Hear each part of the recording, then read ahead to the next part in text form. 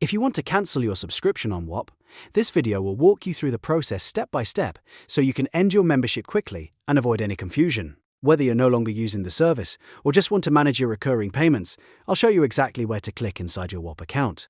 And if this tutorial helps, make sure to hit the like button and subscribe for more simple tech guides just like this.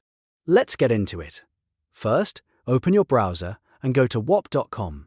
Once the site loads, sign in using the account that is linked to the membership you want to cancel. It's important to make sure you're logged into the correct account, especially if you have more than one email address or subscription. After you sign in, look toward the upper right corner of the screen and click your profile icon. This will open a drop-down menu with account options. From that menu, select Orders. This is where Whop keeps track of your purchases and active memberships. Once you're on the Orders page, you should see a list of subscriptions and orders associated with your account. Find the active subscription you want to end and click on it to open the details. Inside the subscription details, look for the Cancel Membership option. In some cases, you may also see 3 dots next to the membership details, and if so, you can click those dots and choose Cancel from the menu. If Whop asks you to provide a reason for cancelling, simply select the option that best matches your situation or type a short explanation if required.